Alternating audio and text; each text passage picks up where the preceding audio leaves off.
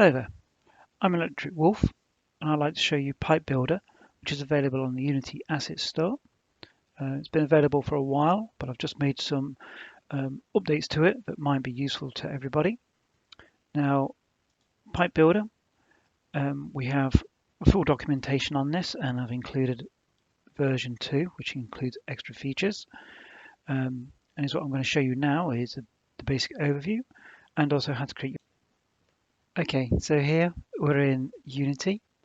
Now this is Unity 21 and I've imported my pipe builder into here. Upon installing it, you'll find you've got an eWolf folder. All of my Electric Wolf items always get installed in there, or at least the most recent ones do. And if you look within that, there's common, which is just common utils, don't worry about that. But then there's the eWolf pipe builder, and this is where you need to go. There's art, documents, editors, prefabs, scenes, which have just got example scenes in, and scripts, which is obviously the bit doing the work.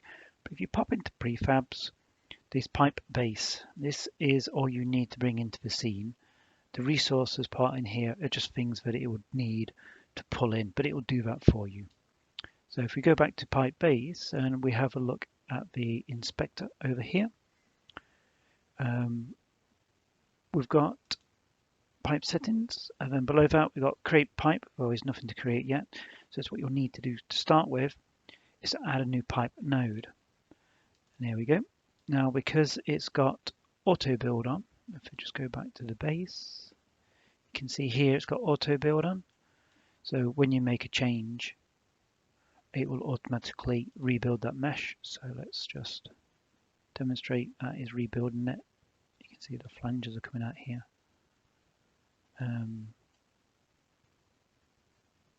Again, that's the rather simple part of it.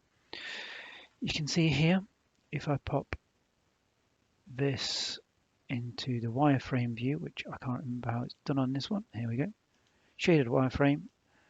You can see here it's clearly got sides to it, which is exactly what we expected. And if I look at the settings, pop back into here, and we've got the sides here. So it's currently set to 7. If we set this to 15 and regenerate that mesh, you can clearly see it's got more sides. And if you really want or need, you can specify that to something very high, as you can see there.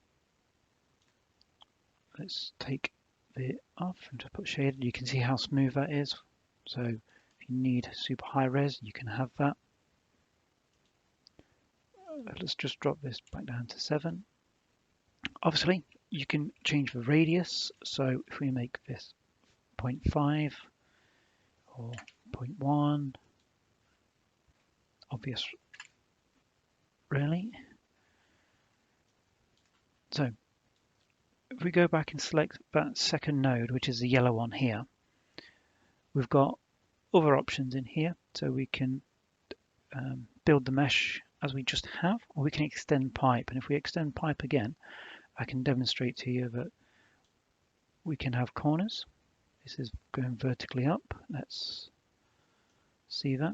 You can see that's created a bend on that. If we just create one more,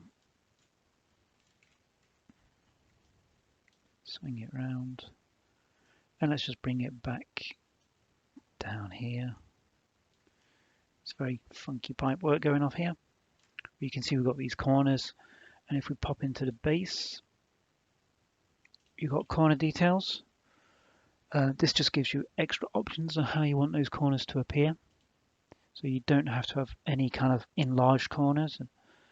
And if you do, you can specify the number of steps that they use to create the corner with. And then you've got the scale, so you can increase this. Let's not go too crazy. Let's go 75 here. Well, yeah, that's so big it's, there you are. There we go, and if we drop this back, say 25,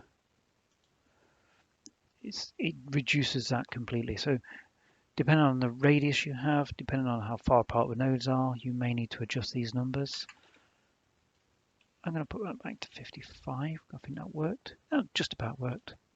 Yep. Let's take this first node and extend it over here. And you can see here we've got these flanges that are set intervals. And if we pop into here, we can have flange detail. You don't have to have flanges if you don't want to. You can turn those off, but you still got the corners. That's the separate option. When you enable flanges, it's the interval. So this is every 2 units. Let's just rebuild. If I set that to 4, obviously we'll have less of them. Let's put it back to 2. You've got the length of each flange. So it's a very small one here, but you can extend these as much as you like. And then also you've got the size. So compared to the original radius, you can make the flanges quite, well, drastic if you really wanted to. Let's just put these back to something more manageable. And that's basic pipes and flanges.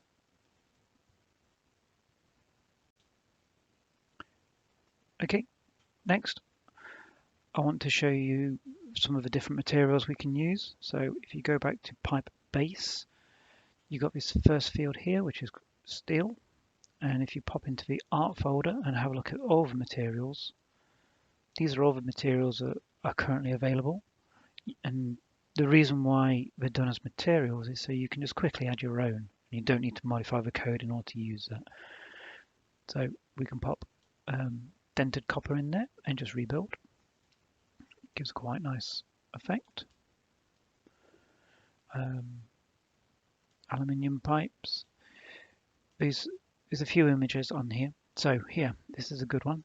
Aluminium pipe. Let's increase the number of sections we have, make it look a little bit prettier. One of the other options you have with materials is the UV modifier.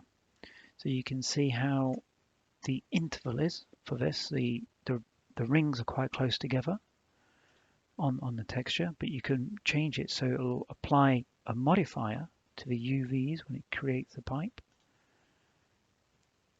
And now that it's scaled them in, and you can do it the other way. So if you have half a unit, it scales it out again. So as a comparison, there's one. And if you wanted to push it outwards, that's half. And then obviously you could push it out even more if you really want to, but you are going to get some pixelation there. The textures used in here are quite high res. You might not need them that high res, so you can downgrade them if you really need to. All depends on the look you're after. Right, let's have a look. So steel duct. So these are just plenty of the examples that we have. You can see in here all the different styles. Template, that's used through development really, but I've left it in because it's a useful tool. So if you want to check on your UVs, you can see how they are. So now if I pop this in as half, you can see how that applies that texture and the fact that it's tiled across the entire pipe. Just in case you've got any kind of concerns how that texturing's happened, you can see it in person. Right, let's put just copper back in place this time, which is a smooth version of the dented copper. So, brand new pipe. If you select 2 nodes, you've got an extra option to insert node in between, and then that'll allow you to bend the pipe. I didn't do that very well. Let's select the new part. There you can bend the pipe. It automatically puts that curve in for you. You've also got the options to delete nodes. So the new one we've just added, we can delete, and it's back to normal. I recommend using the delete option within here on the node you're interested in, because it will resolve the tree, because there's a hierarchy of how each node talks to each other. Okay, the next thing I want to show you is fittings. So if you select a pipe node, you've got an option to add fittings. If you select two pipe nodes, especially when they're connected, you've got add fittings, and this will add it directly to the middle, as you can see here. So with the fitting settings, there's a few options you have. Not all of them are applicable. So it's kind of two versions. There's like just a mesh version, and then there's a mesh with an object. And the mesh version has flange and box. So there's box, simple square box, and flange, which is just a flange version. And you can move this along the pipe. Now you'll notice, if I do this properly, it will come away, but you can see where it thinks it's going to put it. So when you do release it, it'll pop it in. And when you've got a complex path, complex pipe, you can just move it around to wherever you like and pop it in wherever you like. The things you can change on here are the length of it, so you can make it as long as you like. And then there's also the extra radius compared to the original radius, which can specify the extra radius. The next option we've got are the ones that introduce extra objects, so lever and round, so valve lever, valve round. So if I quickly create this, you can see it's a round lever, which is rather nice.